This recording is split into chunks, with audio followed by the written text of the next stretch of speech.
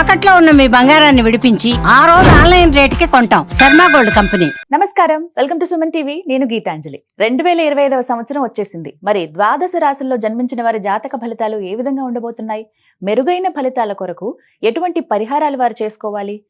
మంచిగా ఉన్న రాశులు ఏవి, అంటే మంచి ఫలితాలను ఇచ్చేటువంటి రాశులు ఏ ఉన్నాయి, అలాగే చెడు ఫలితాలు ఏ రాశుల వారు అందుకోబోతున్నారు, ఈ వివరాలన్నీ ఇవాళ వీడియోలో నేను మీకు వివరిస్తాను. వివరించేందుకు ప్రస్తుతం మనతో పాటు ఉన్నారు ప్రముఖ జ్యోతిషులు బ్రహ్మశ్రీ నందిబట్ల శ్రీహరి శర్మ గురువు గారు. వారితో మాట్లాడదాం. గురుగారు నమస్కారం అండి. వాగర్థ వివ సంపృక్తౌ వాగర్థ ప్రతిపత్తయే జగతః పితరౌ వందే పార్వతీ పరమేశ్వరౌ. సదాశివ సమారంభాం శంకరాచార్య మధ్యమాం అస్మదాచార్య పర్యంతం వందే గురు పరంపరాం. ఆదిత్యాయ చ సోమాయ మంగళాయ బుధాయ చ గురు శుక్ర శనిభ్యశ్చ రాహవే కేతవే నమః.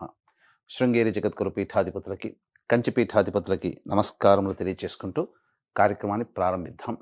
వీక్షించేటువంటి సుమన్ టీవీ ప్రేక్షకులకి గమనిక, ఇప్పుడు మనం చెప్పుకోబోయేటువంటి రాశి ఫలాలు ఏవైతే ఉన్నాయో అవన్నీ కూడా ఆంగ్ల నూతన సంవత్సర గమనాన్ని దృష్టిలో పెట్టుకొని జనవరి 1వ తారీఖు నుంచి డిసెంబర్ 31వ తారీఖు వరకు మాత్రమే ఉన్నటువంటి గ్రహాల స్థితిగతులను బట్టి వివిధ రాశుల వారికి ఏ విధంగా ఉండబోతుందో తెలుసుకుందాం. మనకు సాంప్రదాయానుసారంగా వచ్చేటువంటి ఉగాది నుంచి ప్రారంభమయ్యే రాశి ఫలితాలని, అనగా వచ్చే విశ్వావసునామ సంవత్సరానికి సంబంధించి ఉగాది ప్రారంభమయ్యడానికి అంటే ముందుగా మళ్ళీ ఆ యొక్క ఉగాది సందర్భంగా మళ్ళీ వివిధ రాశుల వారికి సంబంధించి రాశుల ఫలితాలు ఇవ్వడానికి ప్రయత్నం చేస్తాను. కాబట్టి ఇటువంటి దాంట్లో ప్రపంచమంతా అంగీకరిస్తున్నటువంటిది 2025 నూతన సంవత్సరం. అదేవిధంగా మనము కూడా ఆంగ్ల నూతన సంవత్సరం అనేటువంటి భావనతో ఈ యొక్క కార్యక్రమం చేస్తున్నాం. అదే ఉగాది నాడైతే మార్చి 29వ తారీఖు నుంచి మళ్ళీ 2026-28 వరకు ఉండేటువంటి గమనం వరకు ఉండేది చెప్పేటువంటిది. అవి మనం మరియు వీడియోలో తెలియజేసుకుందాం. అదే అడగబోతున్నాను గురుగారు. అంటే సాధారణంగా ఒకటే ప్రశ్న అడుగుతారు, ఉగాది కదా అసలు చెప్పాలి జాతక ఫలితాలు అనేవి, ఈ లోపు ఏంటి అంటే ఒక సాంప్రదాయంగా అది కొనసాగిపోతుంది. అంటే మనకేమని చెప్పబడింది అంటే, ధర్మం ఏం చెప్పబడింది శాస్త్రంలో అంటేనమ్మా, ప్రపంచమంతా ఏది ఒక విషయం గురించి ఒక తాటి మీద ఉంటుందో అది ధర్మమే కూర్చుంటుంది, శాస్త్రమే కూర్చుంటుందమ్మా. ఇక మరి ద్వాదశ రాశుల వారి జాతక ఫలితాలు తెలుసుకుందాం. ముందుగా గ్రహస్థితులు ఏ విధంగా ఉన్నాయో తెలియచేస్తారా? జనవరి 1, 2025 నుంచి. ఇక గ్రహస్థితిలోకి గనక గమనించుకున్నట్లయితే ముఖ్యంగా గురువు 9th మే వరకు కూడాను ఈ వృషభ రాశిలో సంచారం చేస్తున్నాడు. 9th మే నుంచి మిథున రాశిలోకి సంచారం, 9th మే నుంచి సెప్టెంబర్ 27వ తారీఖు వరకు. ఇక సెప్టెంబర్ 28 నుంచి నవంబర్ 11వ తారీఖు వరకు కర్కాటక రాశిలో. ఇక నవంబర్ 12వ తారీఖు నుంచి డిసెంబర్ 28 వరకు కర్కాటక రాశిలోనే వక్రీకరించే స్థితి పొంది ఉండడం. ఇక శని భగవాన్ల వారిని కనుక చూసుకున్నట్లయితే 15 ఏప్రిల్ వరకు కుంభరాశిలో సంచారం చేస్తున్నారు. 16 ఏప్రిల్ నుంచి అక్టోబర్ 9వ తారీఖు వరకు మీనరాశిలో సంచారం. ఈ మధ్య కాలంలో జూలై 8వ తారీఖు నుంచి వక్రీకరించి మీనరాశిలోనే సంచారం చేస్తున్నాడు. అలాగే అక్టోబర్ 10వ తారీఖు నుంచి కుంభరాశిలో సంచారం చేస్తూ వక్రీకరించి కుంభరాశిలో, నవంబర్ 26వ తారీఖు నుంచి వక్రత్యాగము శని భగవాన్ల వారు చేస్తున్నారు. ఇక రాహుకేతులు కనుక చూసుకున్నట్లయితే 15 మే వరకు కేతువు కన్యలో మరియు రాహువు మీనరాశిలోకి, అలాగే 16 మే నుంచి సింహరాశిలో కేతువు, అలాగే కుంభరాశిలో 16 మే నుంచి రాహుగ్రహ సంచారం జరుగుతుంది. ఇక్కడ గమనించుకున్నట్లయితే ఇక్కడ వీక్షించేటువంటి ప్రేక్షకులకు అందరికీ తెలియజేయాల్సినటువంటి అంశం ఏంటంటే, ముఖ్యంగా అందరూ ఈ ద్వాదశ రాశుల గురించి రాగానే అందరూ ఆలోచించేటువంటిది ముఖ్యంగా శని దోషం, ఏలినాడు శని, అష్టమ శని, అర్ధాష్టమ శని, కంటక శని, యోగ శని, ఈ శని దోషాలు. అయితే ఇక్కడ 15 ఏప్రిల్ వరకు శని కుంభరాశిలో సంచారం చేస్తూ 16 ఏప్రిల్ నుంచి మీనరాశిలోకి సంచారం చేస్తున్నా, ఈ యొక్క జూలై 8 నుంచి మీనరాశిలోనే సంచారం చేస్తూ వక్రీకరించినటువంటి కారణం చేత మళ్ళీ ఈ కుంభరాశి ఫలితాన్ని ఇస్తాడు. అక్టోబర్ 10న కుంభరాశిలోనే వక్రీకరించి ఉన్నటువంటి స్థితిగతుల చేత ఏమవుతుంది, మళ్ళీ మకర రాశి ఫలితాన్ని శని భగవానులు ఇస్తారు. కాబట్టి అర్థం చేసుకోవాల్సినటువంటి అంశం ఏంటంటే, ఎవరికి కూడాను ఈ సంవత్సరం శని భగవానుడు యోగదాయకంగా పూర్తిగా లేడు. 12 రాశుల వారికి అష్టమ శని, అర్ధాష్టమ శని, కంటక శని, యోగ శని, దాంపత్య శని, ఈ రాశుల ఈ యొక్క శని దోషాలు ఏదో ఒక సందర్భంలో కొన్ని నెలల పాటు అందరూ రాశుల వారు అనుభవించాల్సిందే తప్ప ఇక్కడ ప్రత్యామ్నాయము లేదు. కాబట్టి ఇక కుంభరాశి వారికి ఏలినాటి శని వెళ్ళిపోతుందని సంతోషం కానీ, ఈ యొక్క సంబంధించి మకర రాశి వారికి ఏలినాటి శని వెళ్ళిపోతుందని సంతోషం కానీ, లేకపోతే కర్కాటక రాశి వారికి అష్టమ శని దోషం పోతుందని కానీ భావించాల్సిన అవసరం లేదు.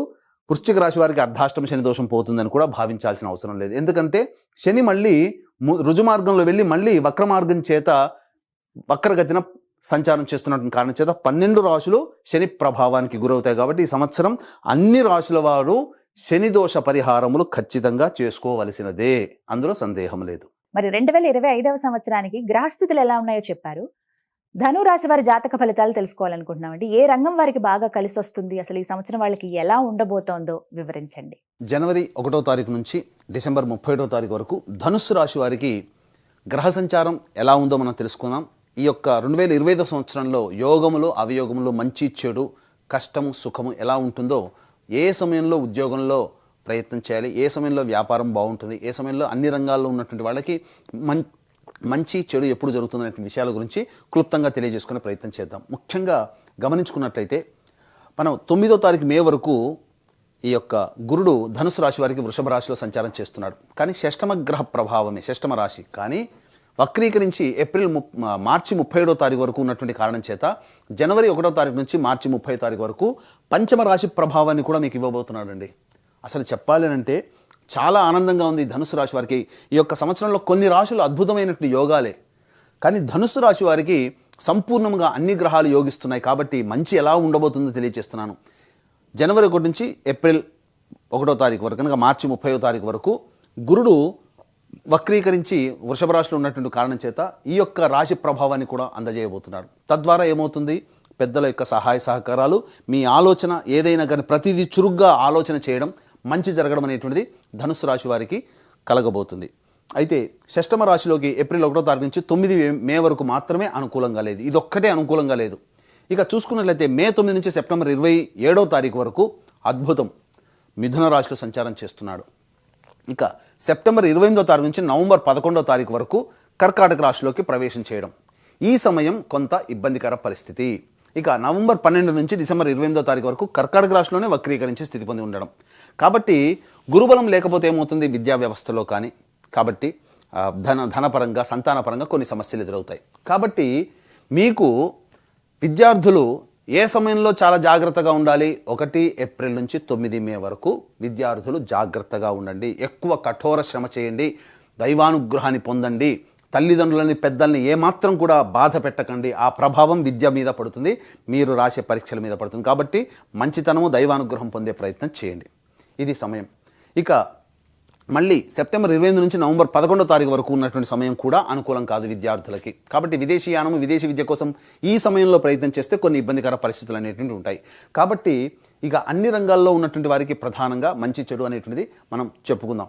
ఇక మే 9 నుంచి సెప్టెంబర్ 27 వరకు సప్తమ గురు ప్రభావం, విశేషమైనటువంటి యోగం, పెద్దల సహాయ సహకారాలు, తోటి ఉద్యోగస్తులు, అలాగే ఇంట్లోని కుటుంబ సభ్యులు, బయట అందరూ కూడా మీకు సహాయ సహకారాలు. మీ పని అంటే ఒక కాల్ చేస్తే ముందుకొచ్చి వాలిపోతారు. ఆ విధంగా ఉంటుంది మీకు సహాయ సహకారంగా. మీ మీద భక్తి, గౌరవము, అభిమానము, ప్రేమ అన్నీ కూడాను ఎదుటి వాళ్ళ నుంచి మీరు పొందుతారు మే 9వ తారీఖు నుంచి సెప్టెంబర్ 27వ తారీఖు వరకు. కాబట్టి అంత ఆనందదాయకంగా ఉంటుంది. సంతానం కోసం ఎదురు చూసేటువంటి వ్యక్తులు సంతానాన్ని పొందే అవకాశాలు ఎక్కువగా ఉన్నాయి. కాబట్టి మంచి జరుగుతుంది.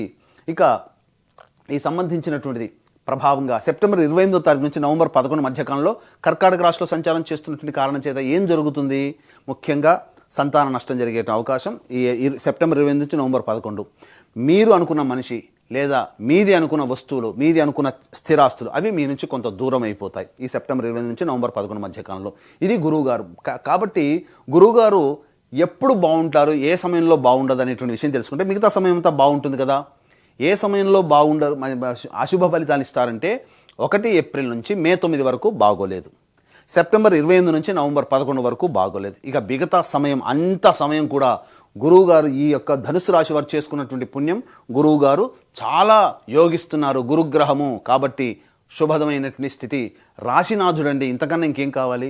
ఇక అన్నిటికంటే మించి గమనించుకున్నట్లయితే ఈ ధనుసు రాశి వారికి 15 ఏప్రిల్ వరకు కూడాను శని చాలా యోగిస్తాడు. తృతీయ సంచార ప్రభావం చేత 15 ఏప్రిల్. ఇక 15 ఏప్రిల్ తర్వాత ఇంకేముందండి, ఊదరగొడుతున్నారు ప్రసార మాధ్యమంలో. ఇక అర్ధాష్టమ శని. ఇక ఈ సంవత్సరం అంతా ఏప్రిల్ తర్వాత మా జీవితం అన్ని ఇబ్బందులేనా అనుకుంటుంటారు. వాస్తవమే, 16 ఏప్రిల్ నుంచి శని మీనరాశిలోకి ప్రవేశం చేసి అర్ధాష్టమ శని దోష ప్రభావాన్ని ఇస్తున్నాడు. కానీ అది శాశ్వతం కాదండి. 16 ఏప్రిల్ నుంచి అక్టోబర్ 9 వరకు మీనరాశిలో ఉంటాడు. కానీ జూలై 8 నుంచి వక్రీకరించి మళ్ళీ మీనరాశిలోని వక్రీకరించిన కారణం చేత మళ్ళీ తృతీయ రాశి సంచార ప్రభావం చేస్తాడు. కాబట్టి విచిత్రంగా చూసుకున్నట్లయితే శనిగారు 15 ఏప్రిల్ వరకు యోగము, 15 ఏప్రిల్ నుంచి 16 ఏప్రిల్ నుంచి జూలై 7వ తారీఖు వరకు మాత్రమే అర్ధాష్టమి శనిదోష ప్రభావం.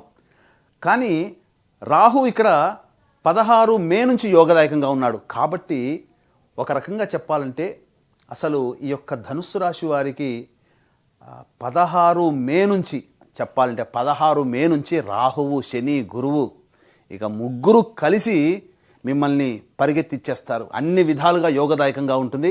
ఇక అసలు పట్టిందల్లా బంగారం అన్నట్టుగా ఉంటుంది 16 మే నుంచి ఎప్పటి వరకు, ఈ యొక్క జూలై 8వ తారీఖు వరకు. అద్భుతం. 16 మే, జూన్, జూలై అంటే దగ్గర దగ్గర 80 రోజుల వరకు కూడాను యోగదాయకంగా ఉంటుందండి. గురువు, శని, రాహుల యొక్క ప్రభావం ఈ సమయంలో చక్కగా అన్ని రకాలుగా యోగదాయకంగా ఉంటుంది.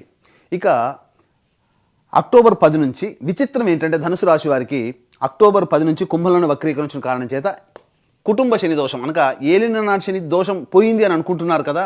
3 సంవత్సరాల కిందంటే పోయిందని ఇంకా మనకు లేదు, హ్యాపీ ఏలినాటి శని పోయింది ధనుసు రాశి అనుకుంటారు. కానీ అక్టోబర్ 10 నుంచి మళ్ళీ విచిత్రంగా నవంబర్ 26వ తారీఖు వరకు కూడా ఏలినాటి శని దోష ప్రభావానికి కొంత గురవుతారు. కాబట్టి ఈ చెప్పినటువంటి సమయంలో శని ప్రభావం నుంచి బయటపడడం కోసం కొన్ని పరిహారాలు పాటించుకుంటే దైవానుగ్రహాన్ని పొందే ప్రయత్నం చేస్తే చాలా చక్కగా ఉంటుంది. ఇక ముఖ్యంగా గమనించుకున్నట్లయితే ఈ యొక్క ధనుసు రాశిలో జన్మించినటువంటి కేంద్ర రాష్ట్ర ప్రభుత్వ ఉద్యోగస్తులు అలాగే ప్రైవేట్ రంగంలో ఉన్నటువంటి ఉద్యోగస్తులకి అద్భుతమైనటువంటి యోగదాయకమైనటువంటి కాలంగా ఉంటుంది. మీకు నిరుద్యోగస్తులకు ఉద్యోగం లభిస్తుంది. ప్రమోషన్స్తో కూడుకున్నటువంటి బదిలీలు జరుగుతాయి. కోరుకున్న చోటికి బదిలీలు జరుగుతాయి. అలాగే ఉద్యోగము భద్రత పెరుగుతుంది. అయితే ఇక్కడ ప్రధానంగా గవర్నమెంట్ ఉద్యోగస్తులకైతే మనం చెప్పుకోదగినటువంటి ఏమీ లేదు, ప్రమోషన్స్ వస్తాయి కాబట్టి హ్యాపీ లైఫ్. కానీ ప్రైవేట్ ఉద్యోగస్తులకి ఎలా ఉండబోతుంది? ఎందుకనంటే నిరుద్యోగస్తులకి ఎప్పుడూ సంవత్సరం అంతా ఉద్యోగం లభించే అవకాశం ఉంటుందా, లేదా చేస్తున్నటువంటి సంస్థలో కనుక మీరు ఉద్యోగం చేస్తుంటే మీకు మార్పు కావాలని కోరుకుంటారు. మరి ఏ సమయంలో మార్పు చేసుకుంటే మనం చేసినటువంటి ప్రయత్నం ఫలిస్తుంది అనే విషయంలో కొన్ని టైమింగ్స్ జోన్స్ అనేటువంటి మీకు తెలియజేయడం జరుగుతుంది. ఆ టైం జోన్లో మీరు కొత్త ఉద్యోగం కోసం కానీ ఉన్న ఉద్యోగం నుంచి వేరే సంస్థల్లోకి ప్రయత్నం కానీ చేసినట్లయితే మంచి జరుగుతుందని చెప్పవచ్చు. ఫిబ్రవరి 11 నుంచి మార్చి 13వ తారీఖు ఉన్నటువంటి మధ్యకాలము, అలాగే మే 13 నుంచి జూన్ 14వ తారీఖు ఉన్నటువంటి మధ్యకాలము, అలాగే సెప్టెంబర్ 16 నుంచి నవంబర్ 15వ తారీఖు మధ్య ఉన్నటువంటి కాలము సమస్త విధాలుగా ప్రైవేట్ సంస్థల్లో పనిచేసేటువంటి వాళ్ళకి ఉన్న ఉద్యోగం నుంచి వేరే ఉద్యోగం మార్పుకి లేదా నిరుద్యోగస్తులకి ఉద్యోగం లభించడానికి అనుకూలమైనటువంటి సమయంగా చెప్పవచ్చు. ఇక ఈ యొక్క ధనుసు రాశిలో జన్మించినటువంటి రాజకీయ రంగంలో ఉన్నటువంటి వాళ్ళకందరికీ కూడాను అద్భుతమైనటువంటి ఫలితం మీకు చెప్పాను కదా. జూలై 8వ తారీఖు నుంచి అక్టోబర్ 10వ తారీఖు వరకు గురువు, శని, రాహువు ఈ 3 గ్రహాలు యోగించినటువంటి కారణం చేత మీకు ఆ సమయంలో జూలై 8 నుంచి అక్టోబర్ 10 మధ్య కాలంలో అనగా ఆగస్టు, సెప్టెంబర్, అక్టోబర్ 3 నెలలు, ఈ 3 నెలల మధ్యకాలంలో మీరు ఏదైనా ఎన్నికల్లో పోటీ చేస్తే విజయం మీదే. లేదు ఎన్నికల్లో పోటీ చేయట్లేమండి కానీ పెద్దల యొక్క సహాయ సహకారాలతో నామినేటెడ్ పోస్టులు అయినా ఉంటారు, లేదా ప్రజాదరణ పొందగలుగుతారు. అపారమైనటువంటిదిగా మీ జీవితం భవిష్యత్తులో ఒక మార్గాన్ని సుగమం చేసుకుంటారు. ప్రజల్లో సుస్థిరమైన స్థానాన్ని ఈ 3 నెలల్లోనే సంపాదించుకుంటారు. ఇది ఏదైనా కానీ రాజకీయ రంగంలో ఉన్నట్టు మంచి జరుగుతుంది. ఇక ఈ యొక్క రాశిలో జన్మించినటువంటి విద్యార్థులకి ఈ గురుబలము, శని బలము, రాహుగల ప్రభావం వలన చక్కగా అన్ని పరీక్షల్లో ఉత్తీర్ణత పొందుతారు. కాకపోతే చెప్పినటువంటి సమయం ఇంతకుముందు చెప్పుకున్నాం కదా, ఏప్రిల్ 1వ తారీఖు నుంచి మే 9వ తారీఖు వరకు సమయం బాగోలేదు. అదొక్క సమయం తప్ప మిగతా అన్ని సమయాలు అనుకూలంగా ఉన్నాయి. విద్యార్థులకి ప్రవేశ పరీక్షలకు సంబంధించి విజయాన్ని పొందడానికి కొంత అవరోధం ఆ సమయంలో ఏర్పడుతుంది. ఇక ఈ యొక్క ధనుసు రాశిలో జన్మించినటువంటి కళారంగం అనగా సినిమా రంగము, నాటక రంగము, serials, social media, electronic and printing media, నాట్యము, సంగీతము, సాహిత్యము ఇటువంటి కళారంగంలో ఉన్నటువంటి అందరికీ కూడాను అత్యంత ప్రజాదరణ కలిగినటువంటి ప్రాజెక్టులు మీ సొంతం కాబోతున్నాయి. మంచి జరుగుతుంది. కాబట్టి సమయం అనుకూలంగా లేని ఏప్రిల్ 1 నుంచి మే 9 వరకు, అలాగే సెప్టెంబర్ 28వ తారీఖు నుంచి నవంబర్ 11వ తారీఖు ఈ సమయాలు వదిలిపెట్టి మిగతా సమయంలో ప్రయత్నం చేయండి. అద్భుతంగా ఉంటుంది. అసలు సినీ రంగం వాళ్ళకి చెప్పుకో, మార్కెటింగ్ రంగంలో ఉన్నటువంటి వారికి, మీడియా రంగంలో ఉన్నటువంటి వారికి జూలై 8 నుంచి అక్టోబర్ 10 విడుదలయ్యే సినిమాలు కానీ సీరియల్స్ కానీ ఉంటాయో అవి హిట్ అవుతాయి. మీకు ధనాదాయం చక్కగా వస్తుంది, అందులో సందేహమే లేదు. ఇక ఈ యొక్క ధనుస్సు రాశిలో జన్మించినటువంటి వాళ్ళు ముఖ్యంగా చూసుకున్నట్లయితే restaurant business, super markets, general stores, hotels నడిపేటువంటి వాళ్ళు, ఎడ్యుకేషనల్ బిజినెస్, జ్యువెలరీ రంగంలో, అలాగే పండ్ల వ్యాపారస్తులు, కర్రీ పాయింట్లు నడిపేటువంటి వాళ్ళు, తీర్థయాత్రలు, పూజా స్టోర్స్ నడిపేటువంటి వాళ్ళు, ఫుడ్కి సంబంధించినటువంటి ఎటువంటి వారైనా కానీ మీకు అద్భుతమైనటువంటి యోగదాయకం, ధనాదాయం చాలా చక్కగా ఉంటుంది. అలాగే వ్యాపార విస్తరణ కూడా మీరు చాలా చక్కగా చేస్తారు. అందులో ఏమాత్రం సందేహం లేదు. అన్ని విధాలుగా అనుకూలంగా ఉండేటువంటి సమయం అని చెప్పవచ్చు. ఈ యొక్క సంబంధించినటువంటి ధనుసు రాశిలో జన్మించినటువంటి రియల్ ఎస్టేట్ వ్యాపారస్తులు కూడాను అద్భుతమైనటువంటి యోగదాయకంగా ఉంటుంది. కొత్త ప్రాజెక్టులు వస్తాయి. అనుకున్నటువంటి ప్రాజెక్టులు సకాలంలో పూర్తి చేసుకొని మీరు లాభాల బాటలో ఉంటారో, రాని బాకీలు కూడాను వసూలవుతాయి. ఈ యొక్క రాశిలో జన్మించినటువంటి రైతులు ఎవరైతే ఉంటారో వాళ్ళకి వేసే ప్రతి పంట కూడా అధిక దిగుబడి అనేటువంటిది ఉంటుంది. కమర్షియల్ పంటలు వేస్తే అద్భుతంగా మీరు రాణిస్తారు. ధనాదాయం చక్కగా ఉంటుంది. ఇంట్లో శుభకార్యాలు జరగడానికి ఆస్కారం ఎక్కువగా ఉంటుంది. కౌలు వ్యవస్థ కూలీలకి కూడాను ఆదాయం చాలా చక్కగా ఉంటుందని చెప్పొచ్చు. ఈ యొక్క ధనుసు రాశిలో జన్మించినటువంటి లాయర్ వృత్తిలో ఉన్నటువంటి వాళ్ళు, మున్సిపాలిటీ రంగంలో, అలాగే మైనింగ్ వ్యాపారంలో, అలాగే ఎలక్ట్రానిక్స్ అండ్ ఎలక్ట్రికల్ రంగంలో ఉన్నటువంటి వారికి ప్రమోషన్స్ తప్పకుండా వస్తాయి. అధిక ధనాదాయం అనేటువంటిది ఉంటుంది. కాకపోతే ప్రధానంగా అనారోగ్య సమస్యలు సెప్టెంబర్ 28 నుంచి నవంబర్ 11, అలాగే ఏప్రిల్ 1 నుంచి మే 9వ తారీఖు ఈ మధ్య కాలంలో ఈ గ్యాప్ సంబంధించినటువంటి సమయాల్లో మీకు ఇబ్బందికర పరిస్థితులు అనేటువంటి ఎదురవుతాయి. ఈ రాశిలో జన్మించినటువంటి స్త్రీలు అద్భుతం అండి. ఇంట్లో బయట అన్ని విధాలుగా మీకు సహాయ సహకారాలు అందుతాయి.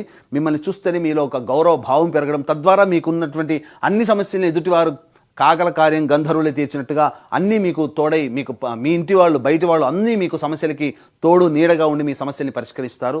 అలాగే చక్కటి గురుతర బాధ్యత అనేటువంటిది ఉంటుంది. సంతానం కావాల్సినటువంటి సంతానం కోసం ఎదురు చూసేటువంటి మహిళలకి సంతాన ప్రాప్తి కలుగుతుంది. ముఖ్యంగా వివాహం కావాల్సిన అబ్బాయిలకి అమ్మాయిలకి సెప్టెంబర్ 28 అనగా మే 9 నుంచి సెప్టెంబర్ 28 మధ్య కాలంలో వివాహాలు నిశ్చయమవుతాయి. పెద్దల సహాయ సహకారాలు అందుతాయి. తద్వారా అన్ని రకాలుగా యోగదాయకమైనటువంటి పరిస్థితిలో ఈ యొక్క ధనుసు రాశిలో జన్మించినటువంటి వాళ్ళు ఉంటారు. ముఖ్యంగా ఐరన్ వ్యాపారస్తులు, అలాగే స్టీల్ వ్యాపారస్తులు, తోలు చర్మం సంబంధించినటువంటి వ్యాపారస్తులు, అలాగే కింది స్థాయి ఉద్యోగస్తులు, ఎడిబుల్ ఆయిల్స్, అలాగే ఫుడ్కి సంబంధించిన ఆయిల్స్, అలాగే ఆటో రంగంలో ఉన్నటువంటి వాళ్ళు, వీళ్ళకందరికీ కూడాను ప్రధానంగా ఈ యొక్క అక్టోబర్ 10 నుంచి నవంబర్ 26 ఉన్నటువంటి మధ్యకాలము అనుకూలంగా ఉండదు. ఇక మిగతా సమయం అంతా అనుకూలంగా ఉంటుంది. 16 ఏప్రిల్ నుంచి జూలై 8 వరకు ఉన్నటువంటి మధ్యకాలం కూడా అనుకూలంగా ఉండదు. మిగతా సమయంలో అన్నీ కూడా అనుకూలంగా ఉంటాయి. కాబట్టి వాహన ప్రమాదాలు చోటు చేసుకునే అవకాశం 16 ఏప్రిల్ నుంచి జూలై 8వ తారీఖు మధ్యకాలంలో ఉంటుంది. గృహాలు ఏర్పాటు చేసుకోవాలి, కొత్త గృహంలోకి వెళ్ళాలి, స్థానచలనం అనేటువంటిది ఖచ్చితంగా జరుగుతుంది. నూతన వాహన కొనుగోలు జరుగుతాయి. స్త్రీలైతే వాళ్ళకి సంబంధించినటువంటి ఆభరణాలు కొనుగోలు చేస్తారు, అందులో సందేహం లేదు. ఇక ఈ యొక్క చెప్పినటువంటి వివరాలన్నీ కూడాను మీ యొక్క రాశి మీద ఆధారపడి చెప్పినటువంటివి.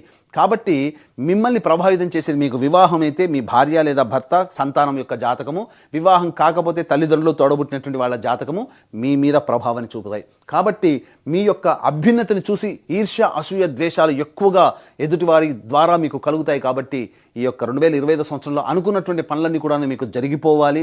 మీకు గత జన్మ కర్మదోషాలు తొలగిపోవాలి.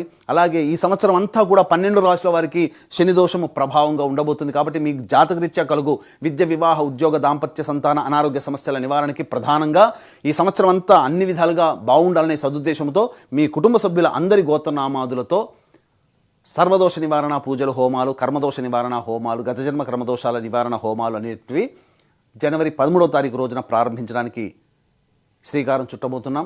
శ్రీకాళహస్తిలో కానీ శ్రీశైలం కానీ ప్రారంభమవుతుంది. ఆ విధంగా ప్రారంభమైన ధర్మెల ప్రతి నెల ఒక్కొక్క పుణ్యక్షేత్రంలో ఈ యొక్క సర్వదోష నివారణ పూజలు, హోమాలు అనేటువంటి జరిపించడం జరుగుతుంది. వాటి వివరాలు కార్యక్రమ తంత్రంతో కాంటాక్ట్ చేసి రిజిస్ట్రేషన్ వివరాలు తెలుసుకోవచ్చు. అలాగే తండ్రి వైపు, భర్త వైపు 6 తరాలు, తల్లి వైపు, భార్య వైపు 3 తరాల్లో కుటుంబంలో ఏవైనా దుర్మరణాలు ఉన్నా, అలాగే కుటుంబ సభ్యులు liver problem, kidney problem, cancer రోగాలతో మరణించిన, 60 సంవత్సరాల లోపల ఏ విధంగానైనా సభ్యులు చనిపోయినా వాటన్నిటినీ కూడా పితృదోషాలు అంటారు. కాబట్టి ఇట్టి పితృదోష పరిహారార్థమై ప్రతి నెల ఒక్కొక్క రోజున నిజాయితీగా పితృదోష నివారణ కార్యక్రమాలు చేయించడం జరుగుతుంది. ధనుసు రాశి వారి జాతక ఫలితాలు ఏ విధంగా ఉన్నాయో చెప్పారు. ఇంకాస్త మెరుగైన ఫలితాలు వాళ్ళు పొందాలంటే గనక ఎటువంటి పరిహారాలు చేసుకుంటే మంచిదో తెలియజేస్తారా గురువుగారు? ఈ యొక్క ధనుసు రాశిలో జన్మించినటువంటి వారు సమస్యల నుంచి బయటపడాలనేటువంటిగా ఉద్దేశంతో ఎటువంటి పరిహారాలు చేసుకోవాలి? వీలు కుదిరినప్పుడల్లా దుర్గాదేవి దేవాలయాన్ని సందర్శనం చేసుకోవడం, అలాగే విష్ణు దేవాలయానికి సందర్శనం చేసుకోవడం, ఆదివారం నాడు మాంసాహారం నిషేధం చేయడం, అలాగే ప్రతిరోజు కూడాను రుద్రకవచ పారాయణం రోజుకి 5 సార్లు పారాయణం చేయడం, ఇవన్నీ కనుక చేసినట్లయితే అద్భుతంగా మీకు మంచి జరుగుతుంది. దీనికి విభిన్నంగా మీ జీవితం ఉన్నదనంటే మీ యొక్క జాతకంలోని నడిచేటువంటి గ్రహ దశాంతర దశల ప్రభావాలు. కావున దగ్గరలోని మంచి ఉపాసనా పరులైనటువంటి జ్యోతిష్యుని సంప్రదించి వారి సలహాలు, సూచనలు కనుక పాటించినట్లయితే మరింత మెరుగైన జీవితాన్ని పొందుతారని తెలియజేస్తూ సర్వం శ్రీ ఉమామహేశ్వర పరబ్రహ్మార్పణమస్తు. చాలా చక్కగా వివరించారండి. ధన్యవాదాలు.